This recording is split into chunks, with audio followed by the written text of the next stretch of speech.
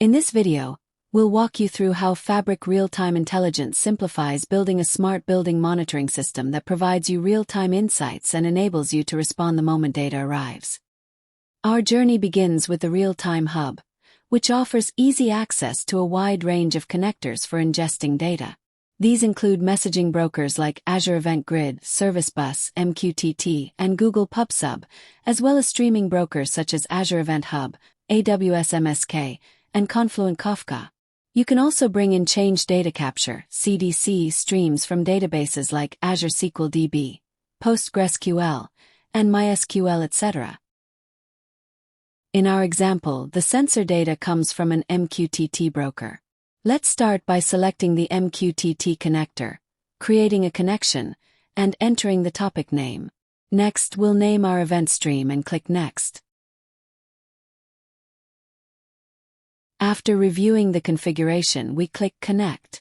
This creates an event stream and adds the MQTT source. Now let's open the event stream. Our next step is to add another source, weather data, to provide environmental context for the buildings. We'll select Connect to Sources, search for weather. The data is coming from Azure Maps Weather. First, we select a location. Let's assume our buildings are in London, one in Greenwich and one in Westminster. We'll name each source accordingly to distinguish them. Repeat the same steps to add the Westminster weather source. Once both sources are added, we'll publish the event stream. After publishing, you'll see the weather data flowing in, which include temperature, wind, precipitation, location information. Now we'll enter Event Stream Edit mode. Use the newly released custom code with SQL feature to transform the weather data into a format that's ready for downstream consumption. The SQL operator lets you use familiar syntax to perform advanced processing efficiently. In this example, we add location metadata, convert temperature from Celsius to Fahrenheit, and include latitude and longitude to enable map-based visualizations. One important step: don't forget to define the destination for your transformed data. The test query feature lets you instantly test and debug your setup. Once you've saved the SQL query, you can configure EventStream to send the reshaped weather data to the Event House table. After publishing, you'll see the weather data streaming into the table in the expected format. Now that the weather data is in good shape, let's move on to processing the sensor data coming in through MQTT. We're receiving 3 types of sensor data and each with a different schema. To handle this, we'll first enable the multiple schema inference feature. After configuring it in the settings, you'll see a new schema option in the data preview. EventStream will automatically infer the schema based on the incoming data, and each schema will be listed separately. In this case, we have 4 schemas, one each for temperature, power usage, and room occupancy sensors, plus the weather data we processed earlier. This schema separation makes data transformation much easier. Now, in EventStream's edit mode, we'll filter the MQTT data into 3 separate streams based on sensor type. Thanks to schema inference, it's easy to isolate the schema we want to work with. Let's start by filtering for sensor type equals temperature. Next, we'll use the Manage Fields operator to define the structure of our table. As you can see, the fields are already parsed for you, including nested JSON. You can also rename fields or update their data types if needed. Once that's done, we'll send this stream to the temperature table in Event House.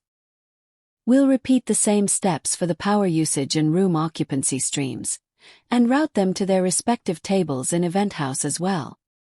Now let's open Event House and check the tables receiving the MQTT sensor data. As expected, the 3 types of sensor data have landed in their respective Event House tables, each in the correct format. Next, we'll add Activator as a destination in EventStream to enable real-time actions when specific conditions are met. First, we add Activator as a destination and create a new one called Temperature Activator. With this activator, we want to receive a Teams message whenever the room temperature reaches or exceeds 80 degrees. Then, we configure the alert. The trigger condition is when the temperature is greater than or equal to 80 degrees, and the action is to send a Teams message. We also include key parameters in the message, such as building name, room number, and current temperature, so the alert provides clear context. Once everything is set up, click Create and Start. Now let's run a quick test.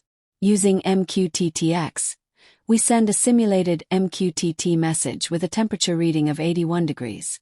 As soon as the message is sent, we receive the alert in Teams, confirming that everything is working as expected. This setup allows us to respond in real time and take immediate action as events happen. Our MQTT and weather data all landed perfectly in Event House tables. Our last step is to build a real-time dashboard to monitor our building environment at real time. Now we can create a real-time dashboard. Let's name it as Smart Building Real-Time Monitoring Dashboard. After creating the dashboard, you can set the auto-refresh frequency in the Manage settings. In this case, we set it to continuous. With this dashboard, we can monitor multiple buildings, outdoor temperature with location in a map, power usage trend, room occupancy status, indoor room temperature trend, and hottest rooms ECT. It gives us the real-time insights into what is happening from environment perspective to each building. As you can see, this simple project would normally require extensive integration across MQTT brokers, public weather feed, Kafka brokers, time series real-time databases, and then reporting tools, alerts, etc. Something that would take weeks if not longer. But with Fabric, you can achieve the same outcomes within hours or days at most. Thanks for watching.